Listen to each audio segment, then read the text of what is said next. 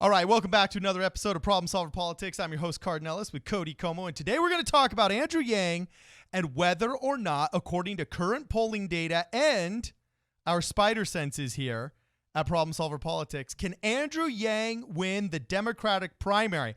A lot of people are talking, can Andrew Yang beat Trump? Can Andrew Yang beat Trump? However, you can't get to Trump until you step over a whole lot of other Democrats that seem to have their own steam behind them first. And I've noticed, Cody, that it seems like some of these other front-runners like Biden and Bernie Sanders and, Elizabeth Warren and a lot of these other big contenders for the nomination, like Kamala Harris, already had their slice of the pie allotted. They already had their followings built in. But there's only 2 or 3 candidates right now that are really gaining steam as people get to know them more. They're actually picking up more fans. See, Joe Biden isn't picking up more fans. Okay, Cory Booker is not picking up more fans. But Buttigieg, I'm botching his name, he's picking up a lot of fans. Andrew Yang is an internet phenom and is exploding online, okay? And I would say as the establishment gets to know AOC more, she's the only one that is getting more fans, even though, yes, I know she can't run for president. But look, she's only 2 years away, and I'm just using this to reference the fact that she's actually growing. Although she did just announce today that she's closing down her Facebook profile.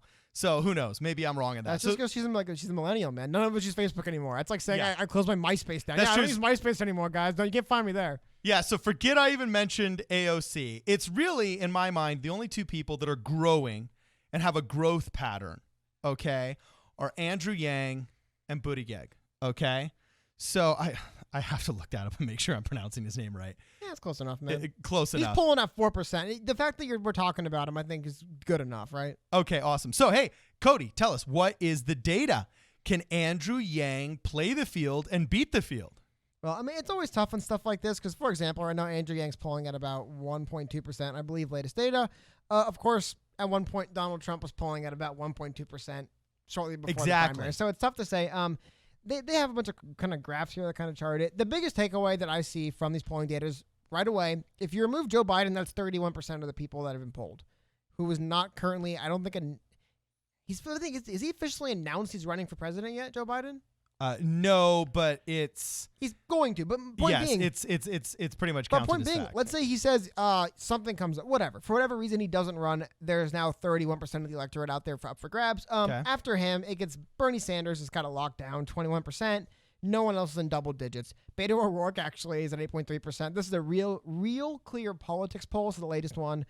Kamala Harris, 7.8, and then it goes Elizabeth Warren, Pete Buttigieg, Cory Booker, Amy Klobuchar, Julian Castro, Andrew Yang, and then Kristen Gillibrand, and then people that are under 1%. Hickenlooper, they're at 0.6. Tulsi Gabbard at 0.7, which is kind of sad. I kind of like Tulsi Gabbard. But interesting thing is... Tulsi Gabbard was very, very reasonable in many aspects. Oh, of course. But the thing that's interesting to me is, no offense to any of these people, if you support these people, Julian Castro, not going to make it. Amy Klobuchar, probably no chance. Cory Booker, out of here. Elizabeth Warren, not going to happen. That's like 14% of the electorate right there, or, 10, 11% of the electorate up for grabs. Because those people right now, Elizabeth Warren's eventually going to be 0 because she's out of the race. Okay. And those votes got to go to, or that polling, those people got to support someone. They can't, they're not going to just, some might, but most aren't going to say, well, I'd give up. If Cory Booker isn't going to be the Democratic nominee, I'm not voting. Like, a lot of those people will move. So the hatred, and the amount of people that move from their first candidate to the second is going to be explosive because of the anti-Trump sentiment. Well, and this is similar to what did happen with Donald Trump, where you look and at one point that Republican field was crazy. There was a bunch of people in it. There really wasn't that much support to go around. They had like 2 baseball teams. Yeah, but then eventually, Donald Trump hangs around, kind of helps knock some people out. And, if you were supporting Jeb Bush, you have to support someone now. Yeah. And then as it kept getting down, like what? You're going to support Ted Cruz? You're going to support Marco Rubio? Nope, they're out there. Eventually, it was like Donald Trump he's the ticket. He's who's running. Yeah. So it is possible. Now, again, I'm no expert on polling data. I just will say, Andrew Yang, I definitely see talked about the least of these, probably. Not the least. more so than Julian Castro, but he's not talked about so much in the media. But as far as in the mainstream media, like online groundswell support, I don't see people gushing over Pete Buttigieg online. No one talks about how much they love Elizabeth Warren online. Now, again, online is not real life. However, I do think that it did shape the 2016 election. I think 2018 midterms were heavily influenced by it. Just what people are engaging with. No one's engaging with Kamala Harris, except to call her someone who threw people in jail for marijuana crimes. Beto O'Rourke is engaged and people laugh at him for jumping on tables. Like, that's the engagement they get. There's actual support behind Andrew Yang that I don't see for other candidates aside from maybe Bernie Sanders. Yeah. Well, let's see what Andrew Yang himself had to say when he was asked on the CNN town hall. I'll just truncate this. We don't have to listen to the whole entire clip. But here, as you can see, Andrew Yang was approached by this young man, obviously a millennial, in this very dapper green-looking suit coat, or blazer, shall I say. Dapper is one word for it, man. Yeah, dapper is definitely one word for it. Anyway, yeah, you know that guy's totally a progressive. Anyway. Not even that. It just doesn't have the greatest fashion sense.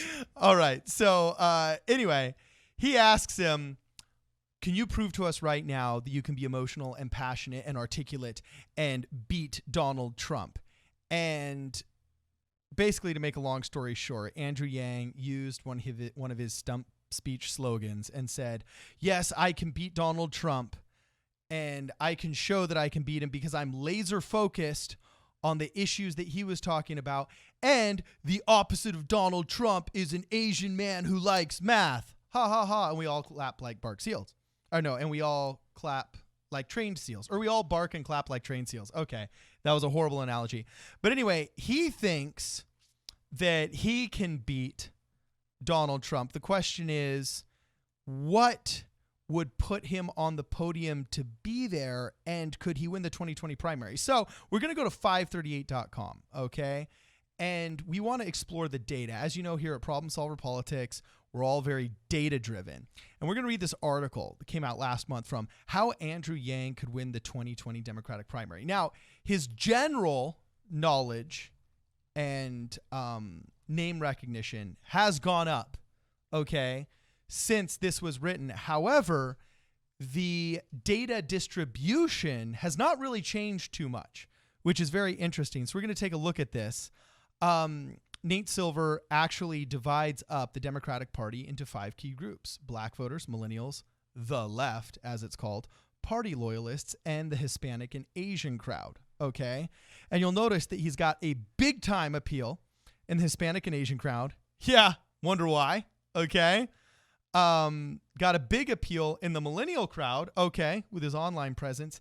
And interestingly, just with the left in general, which is confusing to me, because a lot of people that, and I'm not saying this is a slander, a lot of people that I would categorize as being on the left politically have been writing multiple articles associating Andrew Yang with white supremacists and white nationalists, like on a weekly basis for months now. So I don't understand. Maybe there's some disconnect. Maybe that really is a very small vocal minority, and for the most people do like him and support him. But there does always seem to be, from maybe I'm misunderstanding what he characterized level, from what I consider to be kind of like the left, they seem to be very hypercritical of a lot of the stuff he's talking about.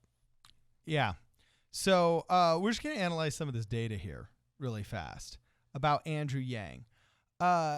Though only 44 years old, obviously he's going to be appealing to millennials because he's younger. He does have an impressive resume, okay? But it's interesting that he launched his campaign with a New York Times article and with no Democratic endorsements, which is pretty rare because usually candidates for almost anything, everything from your local water board to your state assembly seat or even the Senate, are generally recruited by some kind of organized body, such as a central committee, or by an individual committee member or individual party themselves. And that endorsement is what pushes them into the spotlight.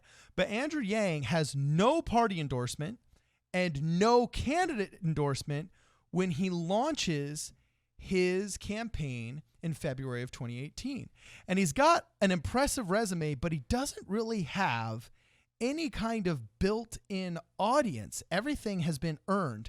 And he was the first one to put forth universal basic income as a strategy, okay? A Gallup poll from 2017 found the concept to be divisive, according to 538, with 48% supporting it while 52% oppose it, okay, with 65% liking it amongst Democrats.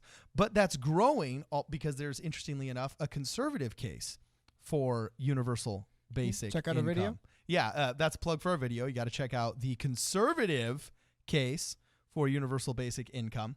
But it looks like he's evenly spread enough, Cody, between these strangely or the three of these five groups that I think he could get past, for example, an Elizabeth Warren, or he could get past a lower candidate. But until he appeals to black voters and party loyalists, I don't see how he beats out like a Kamala Harris or a Cory Booker. Yeah, but one thing that also interests me, I mean, I guess I've seen other people, but Andrew Yang, one thing he did, like you said, he doesn't have a whole bunch of kind of what you would normally consider the kind of support and endorsements a candidate needs to make that leap.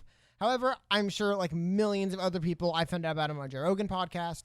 He's been on Tucker Carlson. He's been on Morning Joe. He went on Breakfast Club. I believe he did interviews with The Root. I mean, he's done a lot of these like kind of more high profile media thing where eyes are, people are looking. He's there all the time. So I think the biggest thing for him is, and again, no offense to people to support these candidates, no offense to these candidates.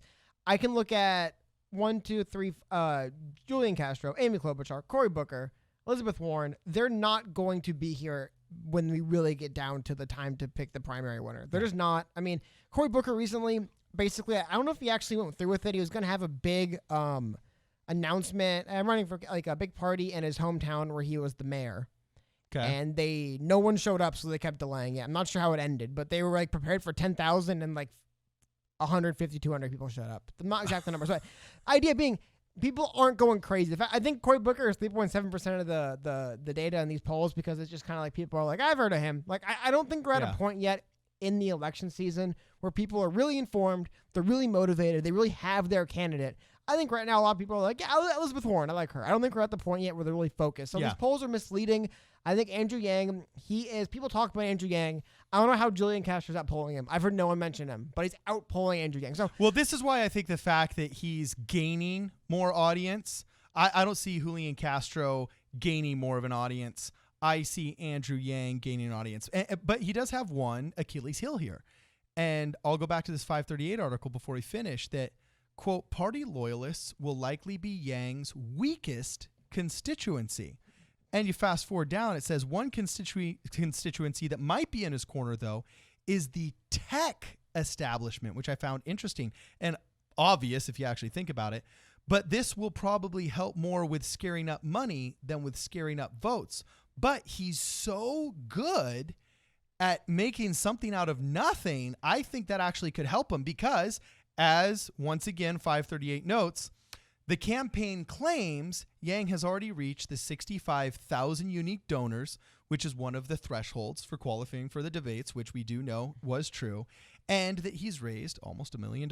In fact, I believe he's already surpassed the $1 million mark. He's made a ton of money. I mean, yeah, at the point of the filming of this, at least. But the big thing is with that party loyalist line. I don't want to go on this for too long, but we were talking earlier about Bernie Sanders. We saw what happened when the party loyalists and the party haven't selected you. Yeah. Tough luck, man. You're not going to be on that ticket. You know what I mean? So really, until he wins them over, he doesn't have a shot. That's our next video. Will the party loyalists tank Andrew Yang like they tanked Bernie Sanders? I'll make it a short video. Yes, they will if they don't select him. If he does not do enough to prove to them he's their guy, yes, they will do it again. Okay. I would love to see comments below from the Yang gang as to how Andrew Yang can appeal more to black voters, okay, and to party loyalists in order to bridge a lot of these gaps. This is Problem Solver Politics.